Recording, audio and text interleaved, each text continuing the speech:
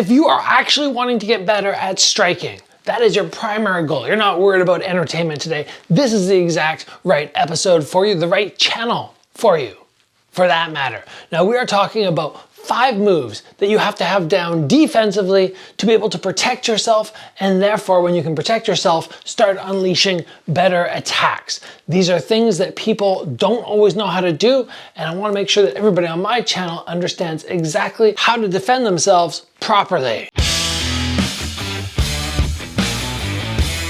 It takes a decent amount of work to put these episodes together for you guys, so if you appreciate it, all I ask, hit that like button down there. Just give it a little smash.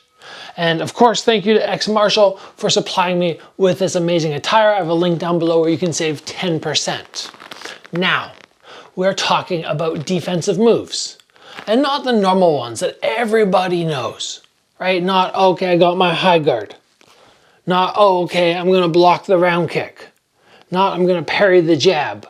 But things that are equally as important, but very often when I teach them, people go, whoa, I didn't know about that. And I go, how did you not know about that? So important to know these 5 things. And you know what I'm gonna do today, actually? I'm gonna throw some chapters down there so you can just go through with your mouse right now and be like, okay, do I know that? Yeah, let's move to the next one. No, I don't know that one. Okay, make sure you have all 5 of these down before you leave this video. Number 1. How to protect yourself, and I'm going to do my best, by the way, to grab some video footage of me actually executing these in fights, but I also don't want to spend half an hour going through all my fights trying to find the exact clip, so if I can't find it, I will demonstrate here on Bob what might happen. So if you have somebody in front of you who boom, launches a big overhand, it's not a good technical one, sort of sharp, it's big and wild and rounded. What's the danger with those? Well, they can wrap behind your head. So if you decide to do the high guard, when you see that come, you're like, okay, high guard. It can still wrap around and batter you in the back of the head. So one of the moves you absolutely have to have down is the ability to shift the elbow up and protect the back of your head. While you do this, the most important thing is you don't flare your elbow out wide and go, okay, I'm just blocking the hook or the overhand, and this is all that matters. No, no.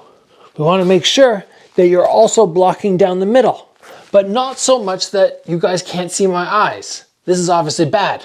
I can't see anything. So I bring my elbow up high enough that at least one eye can still see you.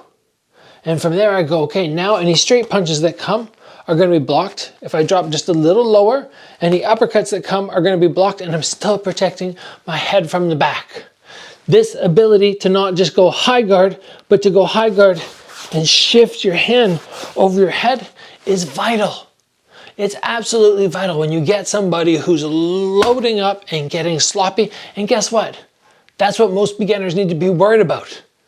You're not worried about somebody coming out and picking you apart with beautiful technique. You're worried about them doing sloppy stuff.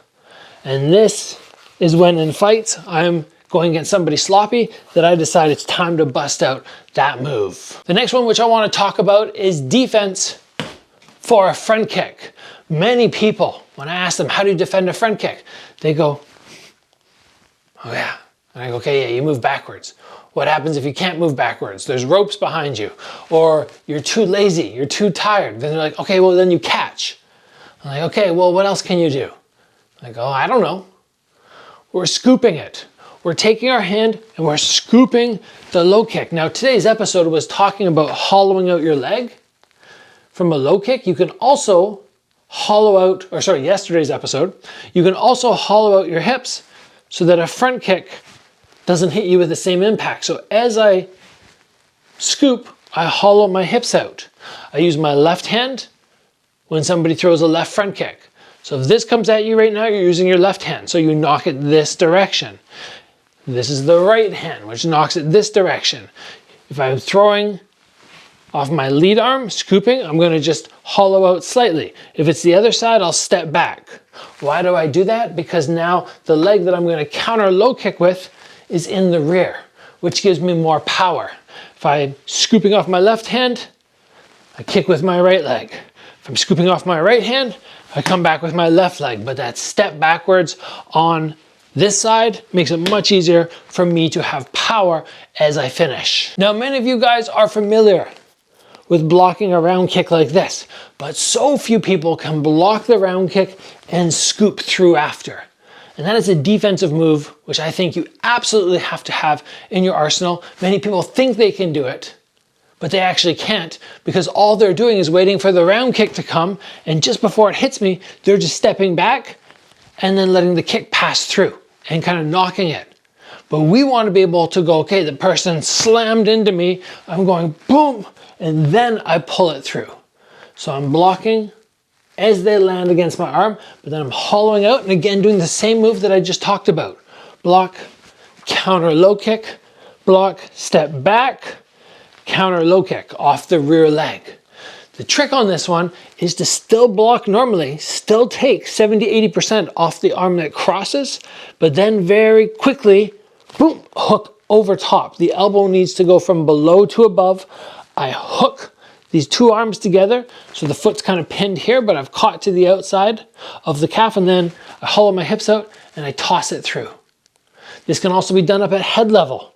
So I'm gonna get hit up here, boom, and I scoop it through.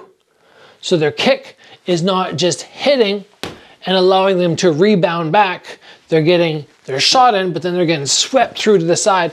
And when you finish with that counter low kick, it looks like you won the exchange, as opposed to just blocking a round kick where the person's like, yeah, I won that exchange. Now, parrying a body punch, a straight punch in particular, I'm always surprised how beginners, sometimes even intermediates, don't know how to do this correctly. So absolutely, if somebody comes and they throw a straight punch down at your torso, you can reach down and parry.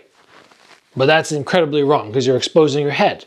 You can also just, pull your arms together and take it off the forearms. That's not a bad one, but you're still giving this person great impact and they spring back out.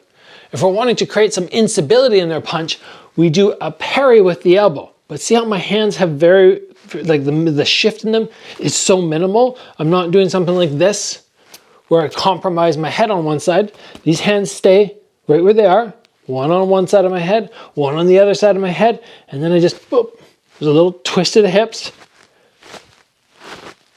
And that motion right there allows me to still protect my head if they come with another shot, but to knock that off the center line. So instead of them going like this, they end up kind of getting a little bit more off balance. And that's what we are hoping to accomplish, not giving them the satisfaction of just coming straight in against my forearms and going boom, because that means that their next shot is going to be equally as powerful. But if the first one gets parried, the second one is going to be a little bit weaker, which is ideal for us, the blocker. The last defense which I want you to understand today is when you get somebody who's in a side stance and they're throwing in their side kicks.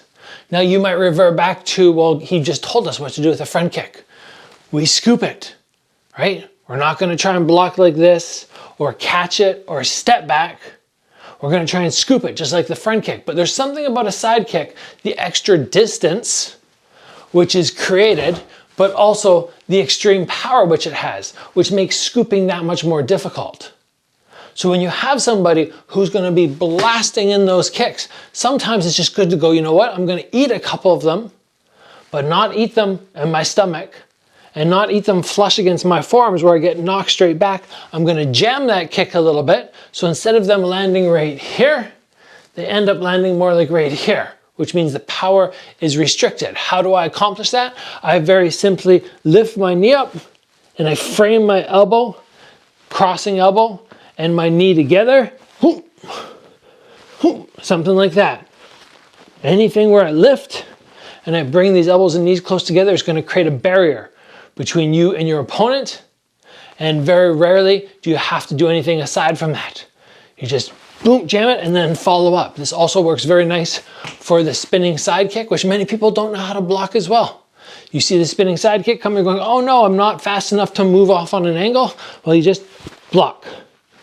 Block. That one right there works beautifully, and the nice thing is it can cover you up at head level as well. It's not an ideal way to block a side kick at head level, but it still protects you from getting that foot right in the face. So if you don't already have each of these down, make sure you train them with a partner. You get in there, you have them throw a couple side kicks, you work your block, you're blocking your counters, then you have them throw some body crosses. You're like, okay, I'm gonna parry those and come back with my own shot after. Always adding the counters once you feel comfortable with the block. And that's it, guys. Hopefully you have these down. Hopefully you're feeling more confident about your defense. And maybe you saw something today, you went, oh, nobody taught me that yet, but I'm gonna add that to my defensive arsenal. I say it time and time again, defense is not trained enough. And the fact that you're here, still watching this video and wanting to learn how to defend yourself better means that you're taking it serious and you will notice a difference soon enough. That's all, guys. I'll see you back here soon.